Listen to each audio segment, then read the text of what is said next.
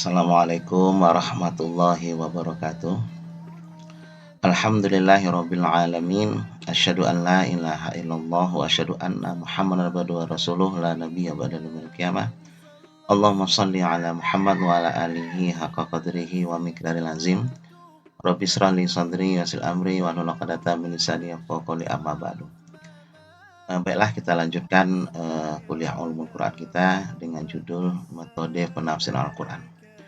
Dalam bahasa Arab, tafsir itu diambil dari kata fassaro ya, artinya memecah.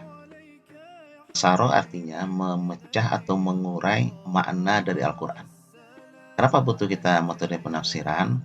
Karena kadang-kadang kata-kata yang digunakan dalam sebuah ayat, kalau diterjemah secara lafziah, itu kadang-kadang berbeda. Contoh, ketika pembagian waris Allah berfirman, kalau seorang suami meninggal, ya, lalu dia meninggalkan ingkana lahu waladun, apabila dia mempunyai seorang anak. Nah, waladun itu kan anak laki-laki. Tapi secara penafsiran itu juga termasuk anak perempuan. Itu perlunya tafsir ya. Coba kalau kita gunakan makna lafziah atau makna lafaz saja, kita kadang-kadang salah nanti dalam menerjemahkan mengambil hukum dari Al-Quran. Makanya ada beberapa metode penafsiran yang dilakukan oleh para ulama. Yang pertama yaitu tafsir ijmali atau global. Dia tidak terlalu panjang, tidak terlalu pendek gitu ya. Ijmali adalah menafsirkan Al-Quran secara global, tanpa uraian panjang lebar sesuai dengan urutan ayat dan surat dalam mushaf. Jadi dia berurutan mulai dari Al-Baqarah sampai An-Nas. Ciri-cirinya adalah menafsirkan dengan lafaz Al-Quran itu sendiri. Memilih makna yang mudah dipahami, ya seperti tadi waladun, itu adalah apabila seorang suami punya anak laki-laki dan perempuan, maka istri mendapat seperempat gitu. Lalu ada sebabun nuzulnya disebutkan sedikit, lalu ada dimasukkan hadis dan beberapa hikmah. Nah, contoh kitabnya adalah pertama tafsir Jalalain. Bahkan menurut ulama inilah tafsir yang hurufnya sama dengan huruf Al-Quran. Jadi kalau ada wanita haid boleh memegang tafsir ini. Sebab menurut fikih wanita yang haid itu tidak boleh memegang Al-Quran, kecuali Al-Quran lebih banyak tafsirnya daripada Al-Qurannya. Nah, yang sama menurut ulama antara jumlah ayat Quran dengan tafsirnya adalah tafsir Jalalain. Lalu ada tafsir Al-Wasit, sederhana, tafsir Quran Fairuz Zabadi. Itulah yang dilakukan dengan metode ijmali, tidak terlalu panjang. Atau tafsir Muyassar ya, yang dikeluarkan oleh pemerintah Saudi, itu sederhana sekali. Dalikal kitabun ya, Al-Quran itu diterjemahkan secara biasa saja oleh ulama-ulama tersebut. Nah, kelebihannya ijmali ini itu praktis, bahkan bisa dibawa kemana-mana gitu ya, dan mudah dipahami bagi orang-orang awam karena penjelasannya ringkas dan tidak berbelit gitu. Tapi kalau tafsir-tafsir yang besar itu memang lengkap tapi penjelasannya agak panjang, jadi untuk orang awam agak sulit gitu ya. Bebas dari kisah-kisah Israiliyat. Nah, jadi Israiliyat ini adalah cerita-cerita Bani Israel yang disisipkan ke dalam tafsir Al-Quran. Nah, jadi cerita misalnya disebutkan cerita seorang nabi pernah melakukan sebuah kesalahan gitu. Nah, itu biasanya banyak dari Israiliyat. Atau Nabi Nuh dulu ketika bikin kapal gitu, lalu diberakin oleh umatnya, seperti itu kira-kira ya. Itu kan bebas.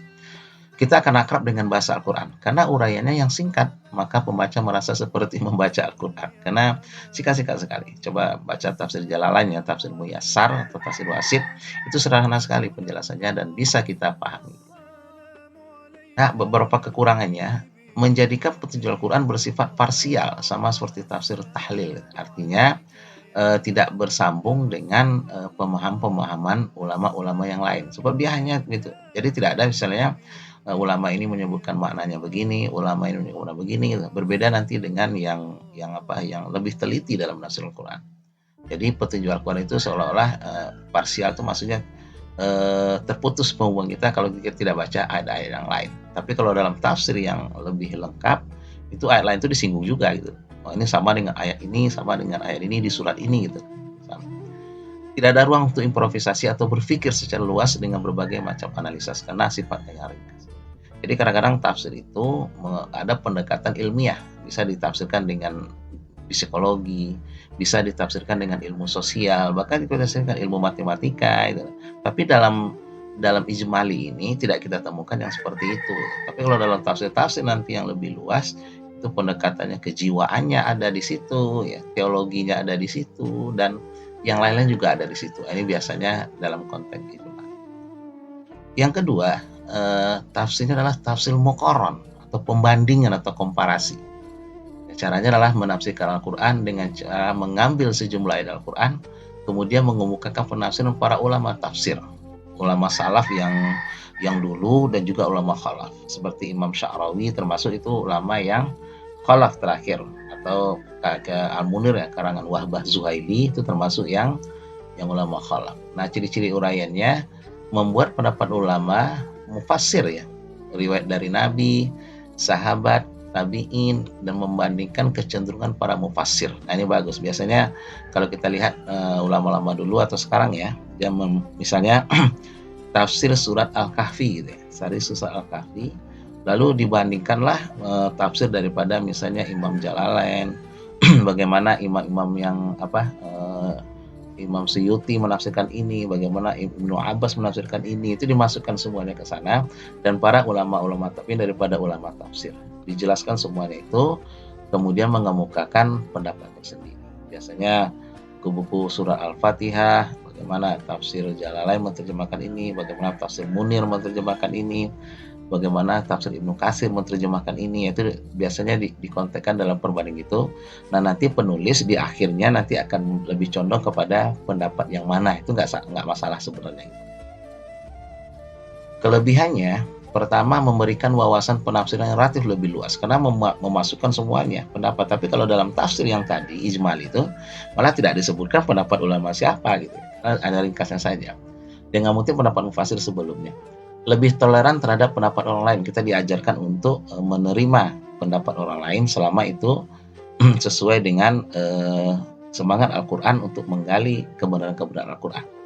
Pembaca akan mendapatkan uraian lebih dari sekedar pendapat mufassir sendiri. Jadi nanti walaupun pembaca melihat penulis lebih condong kepada satu pendapat, misalnya Ibnu Katsir, tapi pembaca bisa saja, saya kalau lebih cocok dengan pendapatnya Imam Jalalain ya silahkan, saya lebih cocok dengan pendapat Syekh Sya'rawi ya silahkan gitu.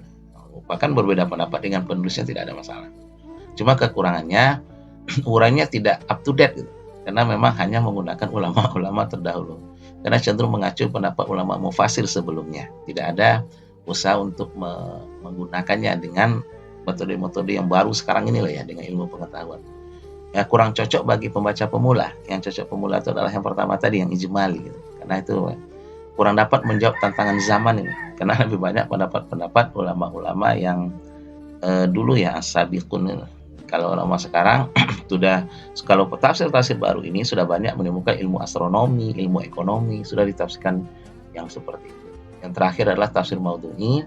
Ini tafsir maudhu'i itu tematik ya, hanya mengambil tema-tema. Al-Quran menghimpun seluruh ayat berbicara tentang satu masalah atau tema, misalnya tentang Bani Israel, tentang warisan gitu. Nanti dicari ayat yang disusun. Menyusun ayat-ayat terbuat sesuai dengan urutan-urutannya. Menjelaskan sebab nuzul, menjelaskan tujuannya, mengkaji ayat dari seginya, ijaz, irad, dan segala macam. Ini namanya adalah tafsir maudhu'i. Kelebihannya dapat menjawab tantangan zaman. Sebab kita akan mengkaji tentang Bani Israel, lalu dikeluarkanlah ayat-ayat tentang Bani Israel.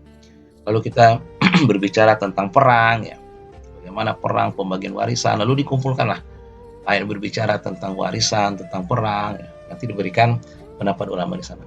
Ini lebih praktis dan sistematis karena pembaca dapat mencari jawaban persoalan hanya dengan membaca satu kitab tafsir saja.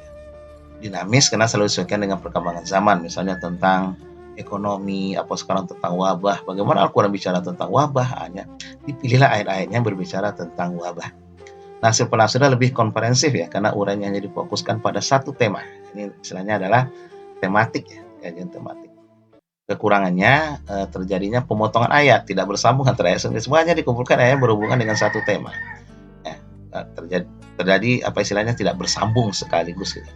Penafsiran ayat menjadi terbatas karena sekadar yang berkaitan dengan tema. Inilah beberapa kekurangannya daripada tafsir tafsir secara tematik ini, tapi lebih menjawab tantangan zaman ya. Inilah beberapa 3 corak daripada tafsir. Terima kasih, mudah bermanfaat. Subhanakallahumma bihamdika asyhadu an la ilaha illa anta astaghfiruka wa atubu ilaik. Assalamualaikum warahmatullahi